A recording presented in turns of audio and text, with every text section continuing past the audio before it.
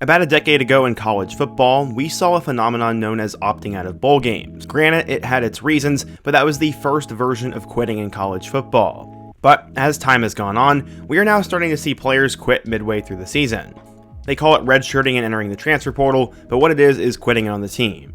Today, I've come up with 4 examples of players who have quit on the team early in the season, all for very different reasons. It's actually quite fascinating, but before we get started, if you're a big fan of college football, be sure to subscribe to the channel, leave a like if you support today's video, and let me know what player, team, topic, or situation I can cover next.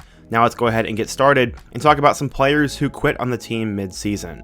Okay, so our first example is a Michigan wide receiver by the name of Frederick Moore. He quit on the team on October 2nd, and he was a class of 2023 prospect who came out of Cardinal Ritter Prep in St. Louis. That was the same school that Jameson Williams went to.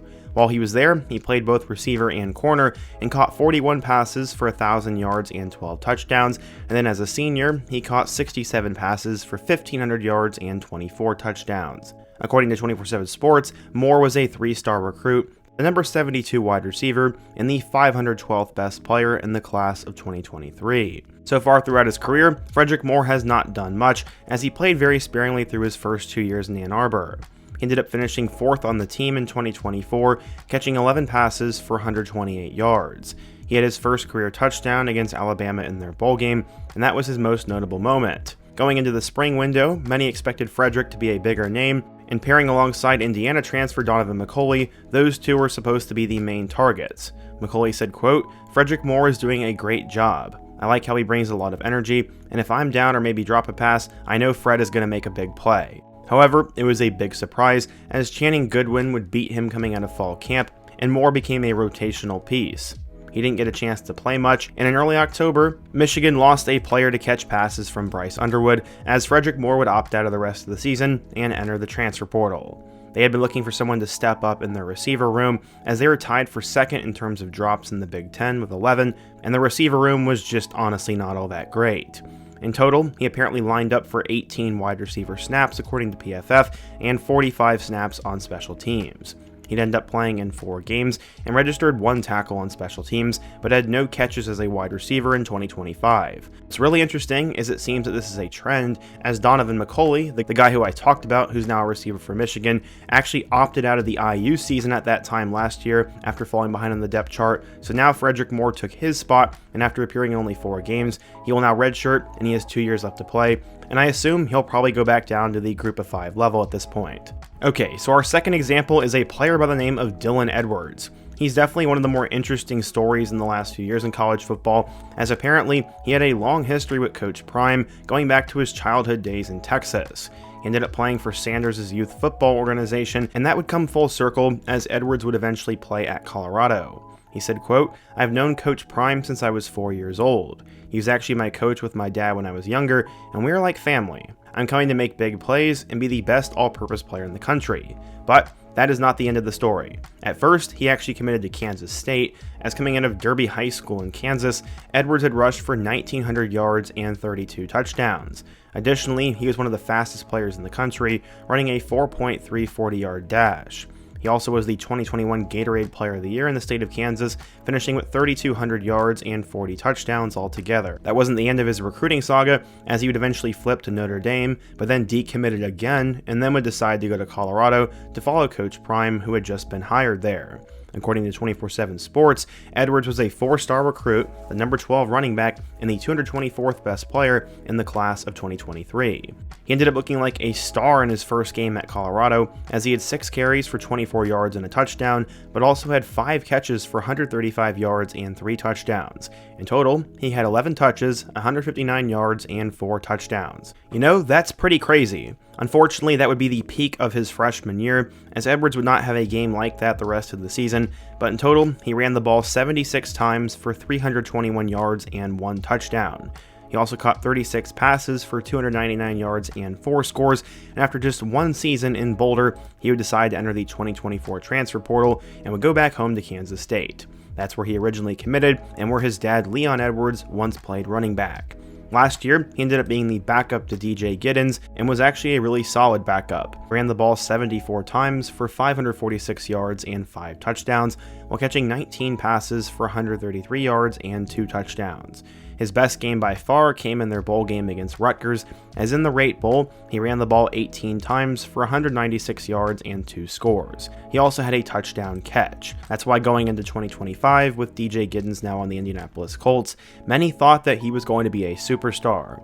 He was the premier player to watch in Week 0 against Iowa State, but then he muffed the punt on the first time he touched the ball, and according to Reddit, he kicked a bench after the play, and that's why he was out for 3 games. Again, I don't know if that's 100% true, but I've seen that rumor going around. No matter what, he had a foot injury and would end up sitting out most of the games this season. In total, he appeared in 4 matchups, running the ball 34 times for 205 yards and 2 touchdowns, but then in early November, more specifically November 10th, he told K-State that he was going to leave the team. He didn't just walk away from the Wildcats, but also waved goodbye to all the money he made for NIL the rest of the semester.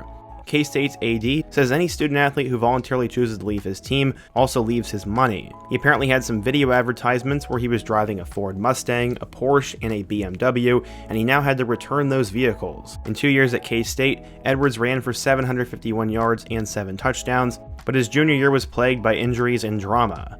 I'm not sure what he's up to next, but some think he'll go back to Colorado. I have no clue, but he was the second player who quit on his team.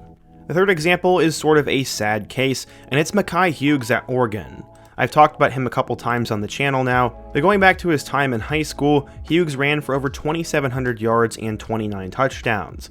After originally committing to Appalachian State, he would flip his commitment to Tulane, and according to 24/7 Sports, he was a 3-star recruit, the number 87 running back, and the 1,149th best player in the class of 2022.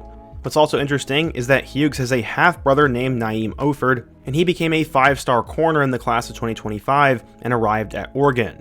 Mai would end up sitting out the 2022 season due to an injury, but would take over in 2023 as the starting running back and went nuts. He ended up running the ball 258 times for 1,378 yards and 7 touchdowns, while also catching 11 passes out of the backfield. In 2024, he got even better, running the ball 265 times for 1,401 yards and 15 touchdowns. Hughes had an incredible 2 years at Tulane, and like his quarterback Darian Mensah, he would decide to transfer. He automatically became one of the top players in the 2025 transfer portal, and eventually would end up at Oregon. They would need to replace Jordan James, who went off to the NFL, and according to Greg McElroy, he would rank Hughes as his second best running back in college football, only behind Jeremiah Love, and right ahead of Katron Allen and Nick Singleton.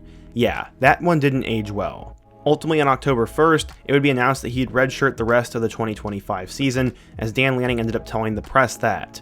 They wanted to honor his request to redshirt after he didn't travel with the team in Week 5 against Penn State. What's insane is he saw very limited playing time through Oregon's first 4 games, as he was stuck behind Dyer Hill Jr., Jaden Lamar, Noah Whittington, and Jordan Davison. 2 of those guys were true freshmen, and one guy on Reddit said, quote, "He had a very bad spring and summer, had trouble learning the playbook, and is not as good in pass protection as the older guys above him." The freshmen of Hill and Davidson also carving out rules probably didn't help. Hughes is still a good player, and one other Redditor made a good point. He was the guy at Tulane, and now is just a guy at Oregon, but hopefully he can find a new home and ball out at his last school. And finally, we get to talk about a player who I did a full-length feature on a couple weeks ago in Dequan Finn.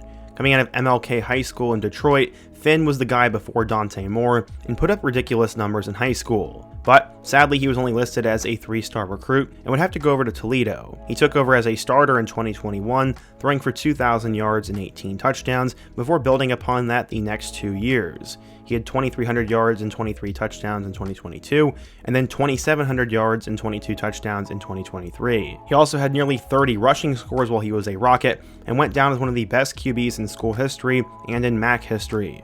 He would decide to enter the 2024 transfer portal, where he'd end up going to Baylor, and unfortunately didn't do anything. He passed for 300 yards and 3 touchdowns, but after getting injured, he would get benched and was never able to take over the starting role. Somehow, he got an extra year of eligibility, probably due to that injury, and would elect to go to Miami of Ohio for his final year. This season, Finn has been a mixed bag, as in total, he has thrown for 1,400 yards with 9 touchdowns and 6 picks, and he also ran for about 400 yards and 4 touchdowns. A couple weeks ago, it was announced he'd be ending his time in Oxford, Ohio, as he would opt out of the rest of the season to prepare for the NFL draft. This didn't make any sense. If you read between the lines, something else definitely happened, as no offense, he's not really an NFL draft prospect anymore. maybe 2 years ago, but definitely not now. If anything, he desperately needed those extra couple games to put on film. But either way, I hope his training for the NFL goes well, and we'll see how that plays out. But yeah, today I talked about 4 players who quit on the team mid-season, and what do you guys think? Where do you think these guys will end up? Who's another example? And what other topics should I cover next? Be sure to let me know down below, leave a like if you support today's video, subscribe if you're new, and check out one of the videos on the end screen. Hope to see you guys again soon, but until next time, peace.